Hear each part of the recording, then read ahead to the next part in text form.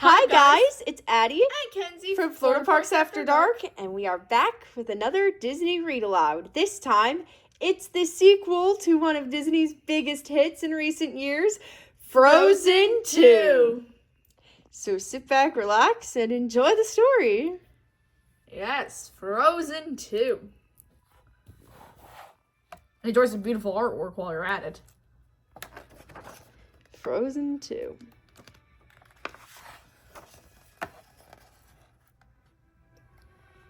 King Agnar of Arendelle loved telling his daughters, Elsa and Anna, stories of long ago.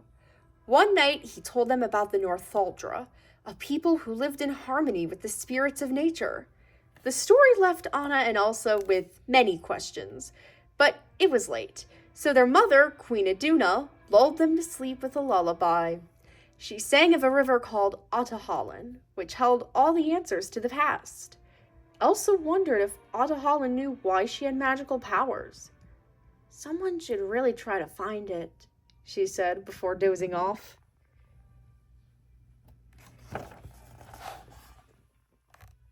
Many years and adventures later, Arendelle was flourishing. Elsa was the new ruler, and she and Anna surrounded themselves with a friendly group composed of a snowman, a reindeer, and a mountain man they called family. One evening, they were all playing charades. Olaf and Kristoff made a great team. Teapot! Unicorn! Kristoff guessed correctly every time. Olaf rearranged himself into a new shape. It was Elsa's and Anna's turn. As Elsa stood before the group, she heard a haunting melody sung by a voice that no one else seemed to hear. It took her focus off the game. When the round was over, Elsa abruptly excused herself, saying she was tired.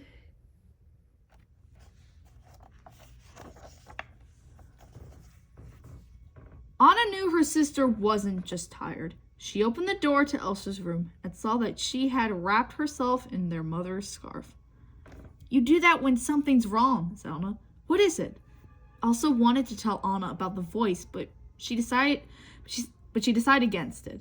Instead, she said she was worried about messing things up. "You're doing great," Anna assured her. Elsa smiled. "What would I do without you?" she asked. "You always have me," replied Anna. Later that night, the voice woke Elsa, louder and more insistent than before. She followed it to the fjord. She needed to know more about it. Elsa began to sing along with the voice's call. As she did, she felt her magic getting stronger.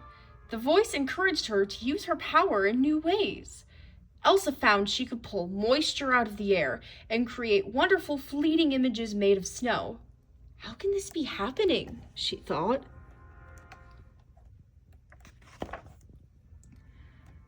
Then Elsa felt the voice pulling away from her. She reached for it, and a shock of wave of magic blasted from her in every direction. The moisture in the air froze into crystals that dotted the sky as far as she could see. Suddenly, an explosion of life came from the north. The shock wave woke Anna. When she saw that Elsa was not in her bedroom, she raced for the castle doors. Just as she stumbled into the courtyard, the frozen crystals fell from the sky. The sound of crashing ice crystals brought the villagers out of their homes as well. All around them, lanterns suddenly flickered out, and the water in the fountains began to dry up. The sisters found each other, and it was clear to them that something was very wrong. The ground shook, and the wind blew the villagers, pushing everyone toward the cliffs. After they were all safe, Elsa told her sister about the voice. "A voice?" asked Anna. "What kind of voice? What did it say?" Elsa revealed that the voice hadn't said anything. It had simply shown her the enchanted forest. She knew she needed to travel there. "Not without us, you don't," Anna said. The ground rumbled again, but this time it was the mountain trolls rolling through the pass. Grandpappy went straight to Elsa. "Much about the past is not what it seems," Pappy said. "When one can see no future, all one can do is the next right thing. Elsa had to find the voice. And this time, Anna, I'm not afraid, she said. Grandpappy told Anna he would take care of the villagers, but she needed to watch over Elsa. I won't let anything happen to her, Anna promised. At dawn, Elsa, Anna, Olaf, Kristoff, and Sven left Arendelle, headed due north. They traveled day and night. Their mission was too important, the stakes too high to stop for rest. Olaf tried to lighten the mood. "Who's into trivia?" he asked, but he didn't wait for a response. "I am! Okay!" The snowman kept up a never-ending chatter, revealing fun facts he had discovered since learning to read. "Did you know that water has memory?" Olaf said. "Did you know men are 6 times more likely to be struck by lightning?" "Sorry, Kristoff." As they went over a small hill, Elsa heard the voice again. She asked Kristoff to stop the wagon. Straight ahead, the sun revealed the enchanted forest. It was surrounded in a heavy mist. Elsa raced across the plain with Anna right behind her, but they stopped before reaching the mist. "We do this together, okay?" Anna said. "Together," Elsa replied. At once, the mist began to part.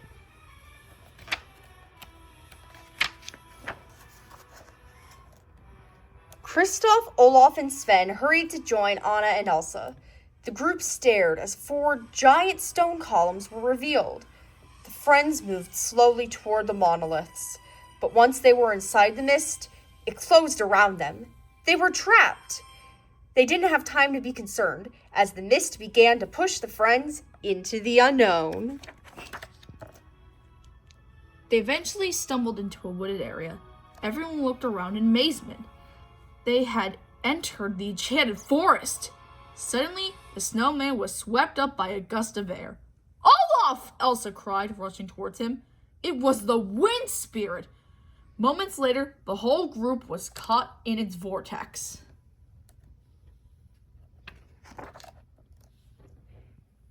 Elsa sent a blast of magic that pushed everyone out of the whirlwind, except her.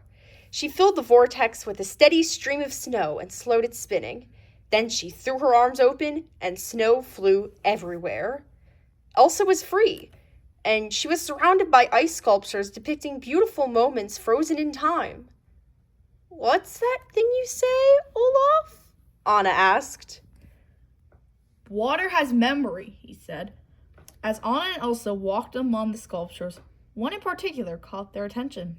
It showed their father as a teenager. He was being rescued by a girl who wore a scarf that was just like their mother's.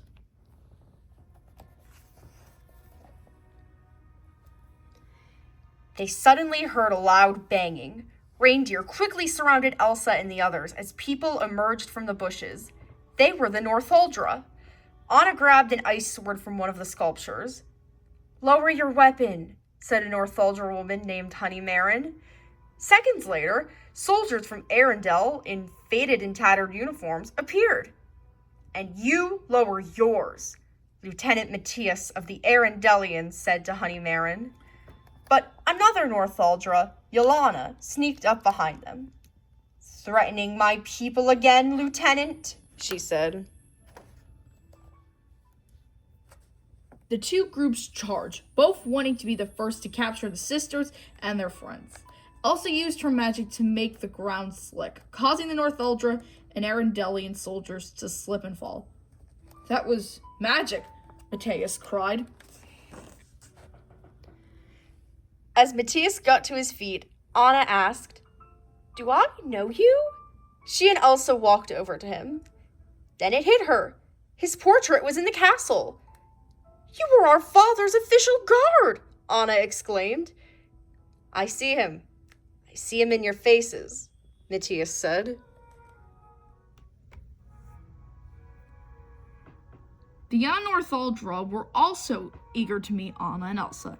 Honeymaren approached them and asked about the scarf Anna was carrying. Anna explained that it had been given to her father, who then gave it to her mother. It was remarkable to all that a tradition orthodox scarf was cherished by Arendelle Queen. Maybe the two sides were more alike than different.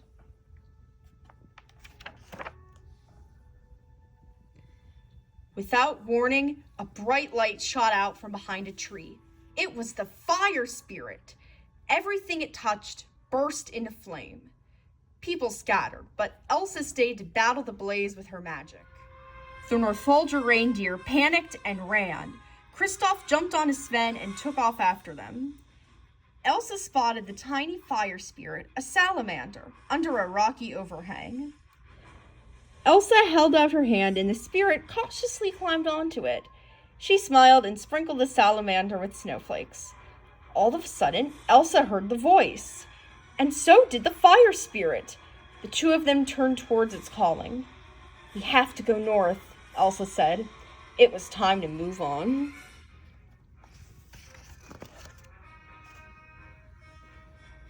Elsa started walking.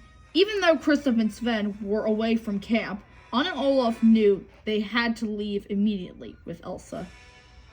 It felt as if they'd been walking for hours when a distressing sight came into view. The wreckage of an Arendellian ship.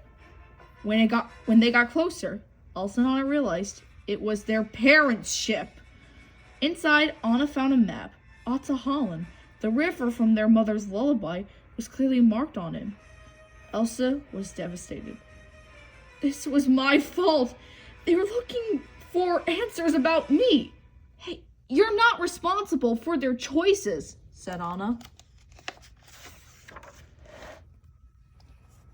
Elsa let that sink in. She knew Anna was right, but she also knew that the next part of the journey would be the most dangerous. She had to go alone. If anything happened to Anna, she wouldn't be able to bear it. She conjured up an ice boat beneath Anna and Olaf and sent them down a dry riverbed. Anna reached for something, anything, to stop their boat, but they slipped into a quickly flowing river that took them farther from Elsa. As their ice boat continued downstream, Anna spotted earth giants sleeping along the shore. The giants stirred as Anna and Olaf drifted silently by. As perilous as the moment was, Anna couldn't help wondering what dangers Elsa was facing.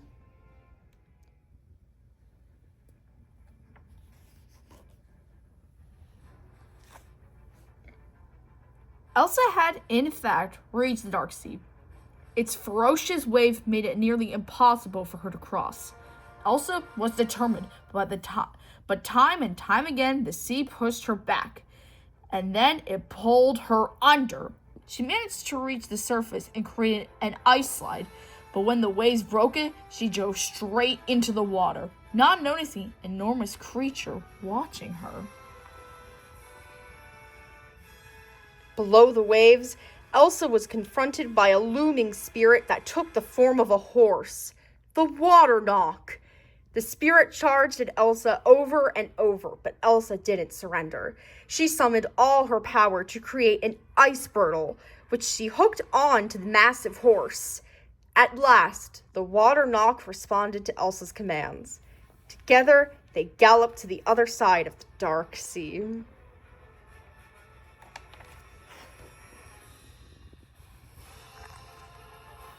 Elsa had reached Otto Holland, and the voice that had been calling to her. The answers to all her questions were there, just as her mother Lullaby had promised. But more than the truth about her magic, Elsa also discovered peace. A peace she couldn't wait to share with her sister, the spirits, and spread throughout the kingdom.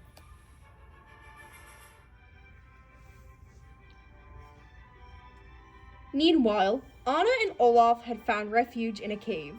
A twinkle of snowflakes rushed in and formed an ice sculpture. It was a signal from Elsa that she was safe, and soon they would all be together again. The end. All right. Well, I hope you all enjoyed that. Yes, might not have been the entire story, but it was most of it, and the artwork was beautiful, so that's all that matters. So if you enjoyed this read aloud, give this video a like, tell us in the comments what other stories you'd like to hear, or what Disney content you would like to see. We live near the Disney park, so we will gladly go and film content every day. Yes, and remember to click the bell. Yes, to be notified when we post new videos.